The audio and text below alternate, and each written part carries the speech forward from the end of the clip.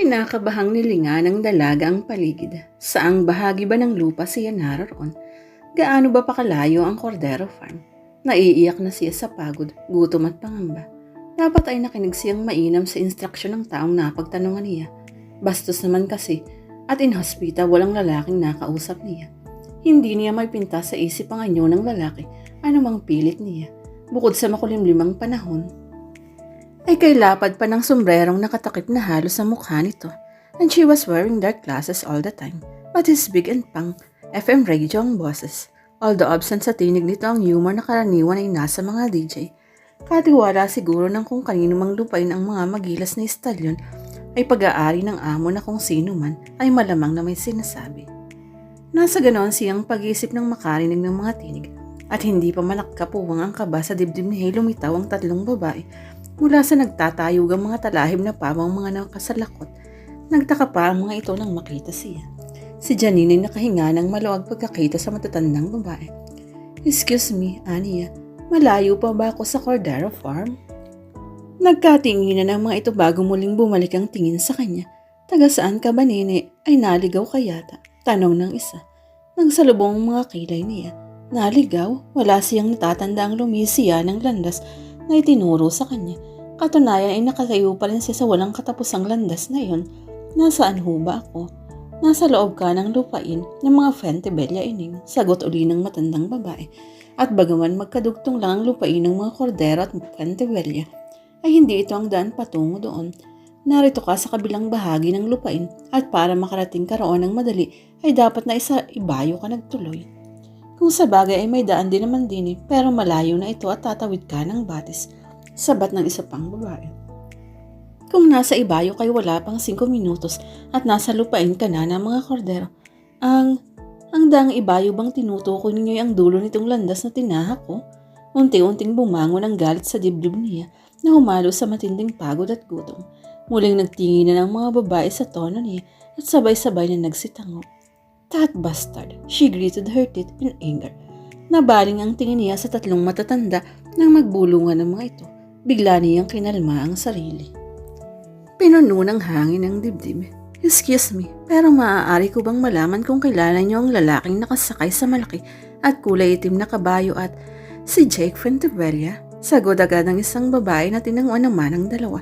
Walang ibang maaaring sumakay kay Mercury dahil nasa ibang bansa sina Greg at Ali. "Jake," iyon ang narinig niyang itinawag ng binatilyo sa hiyosong lalaki. "Jake Fuentebella." Naglaya lang siyang kinabahan. Hindi yun ang asawa ni Ali dahil magkasama ang dalawa sa Amerika. He must be relative. Isang bastos na magbubukid na nakasakay sa magandang apalosa ay akala mo kung sino na.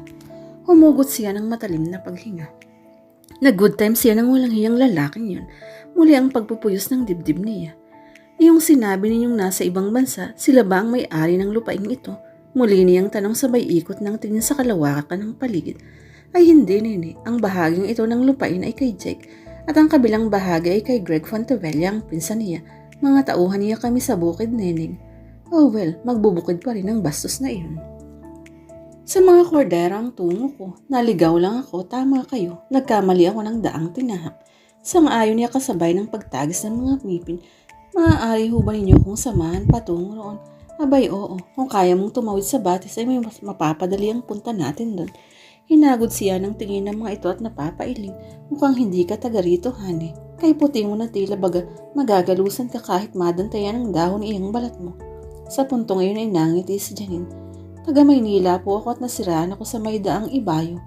Ba ang tawag ninyo doon?" "I am sorry, I look like a mess," aniya sa harap ng mag-asawang Cordero. Sinikap na huwag mahalata ang matinding kabang nararamdaman sa pagharap nilang ito ng babaeng nagluwal sa kanya sa mundong ito. Sa hindi obvious na paraan ay pasulyap na tinitigan ni Janine si Consuelo. May ilang hibla ng buhok na kulay puti na. Sa kabila ng mga gatlasan at sa sulok ng mga matay, mababakas pa rin ang kagandahan at matanda lang marahil sa tita Emma niya ng 3 taon. "Bakit basa ka, iha, at paano kang nakarating dito nang walang sasakyan?" Si Anselmo Cordero na sandali siyang hinagod ng tingin at saka nag-utos sa katulong ng mainit na kape.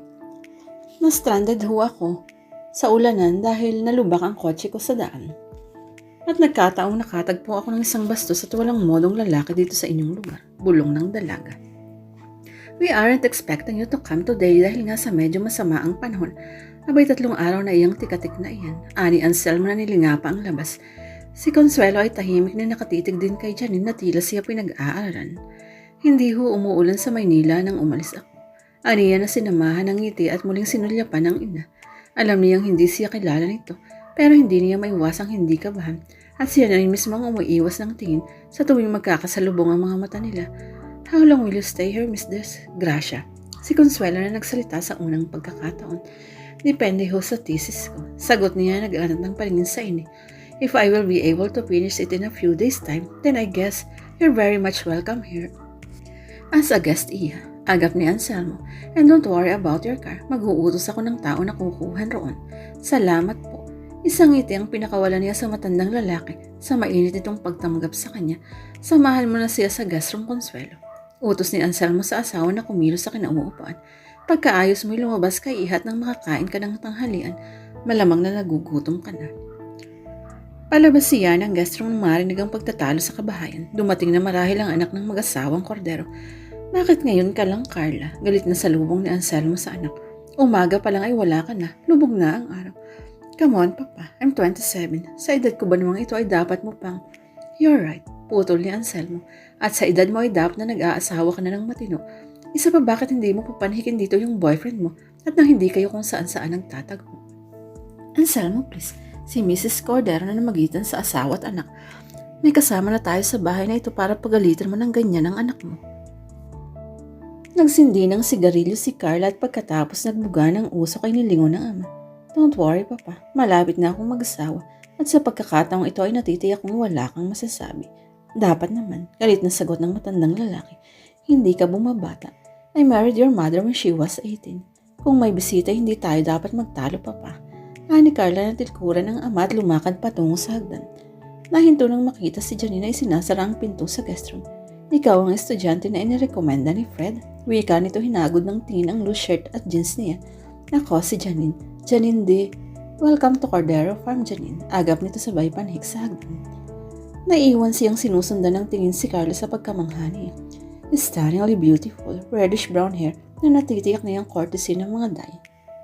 Pero bumagay dito. Buloftos body at dibdib na tatabi ang centerfold ng Playboy magazine at nakadama siya ng insekuridad sa sariling katawan pagkakita sa stepsister. At gusto niyang sundan ito at sabihin magkapatid sila sa ina. And what she wanted so much to talk to her, share anything with her, that all her life pinangarap niyang magkaroon ng kapatid na babae. She sighed, paano mangyayari yun ngayong isang malaking gulo pag nalaman ng mga itong anak siya ni Consuelo.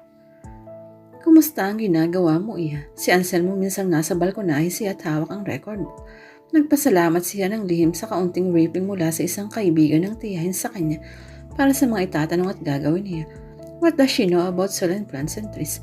Mabuti naman po. Accommodating naman ho ang mga tauhan ninyo.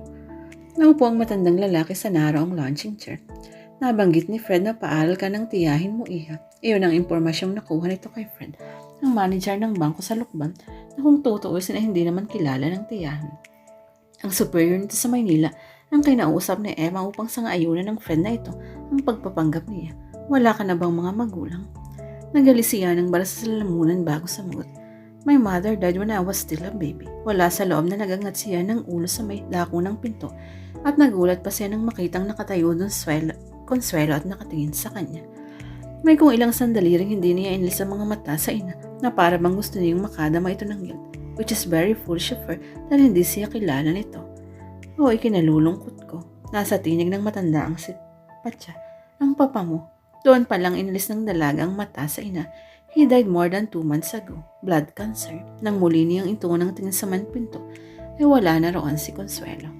I am sorry, Janine, at natitiyak kung hindi ka pa nakaka-recover sa pagkawala ng papa mo. May haplos na dulot ang tinig. Nang matanda sa dibdib niya na gusto niyang umiyak, she really missed her father. At ngayon ay nasa bahay siya ng ina na hindi naman nagpapakita ng kahit na pala kaibigang interes sa kanya. Polite, para bang isa nga lang siyang ordinaryong guest na sa susunod na araw ay mawawala na. And she really felt sad about it. Ilang beses niya itong nilapitan upang tulungan anuman ang ginaganawa nito. Kahit na wala siyang alam sa mga gawin ng bahay, ay pagsisikapan niyang mapalapit lamang dito. But she was being rejected politely. Minsan ay naisip niyang tapusin nilang ang pagpapanggap at bumalik na ng Maynila. Subalit mas naig ang naising makasama pa ng matagal-tagal ang ina dahil alam niya ng iyo na ang huling pagkikita sa sandaling umalis na siya ng lukbang. Nakikita ko ang interest mo sa bukid at lupa dyan. Bumalik sa matanda ang isip niya nang muling magsalita ito. Dito ako sa bukid lumaki at nagkaisip niya. Minana ko ang bukiding ito mula pa sa aking mga magulang na minana man nila mula sa mga ninuno ko. Inikot nito ang paningin sa lawak ng bukidin sa paligid. Hinaplos ang mga mata ang mga matatandang punong kahoy. Ang mga niyog ang mga bulubundukin. Nakadama ng guard si Janine sa ginagawang pagkukunwari. Ang ibang bahagi ng lupain ay inabili ko sa paglipas ng mga taon at lumawak ng pag-aari ko. 20 years ago, muntik nang mawala sa akin ang bukid na minana ko. Sanggong pa lang at may problema na sa puso si Carla. Hinintay namin na ubakot siya sa edad na 7 taon ayon na rin sa payo ng mga doktor bago siya operahan. Yun hubang dahilan kaya hindi pa nag-aasawa si Carla hanggang ngayon?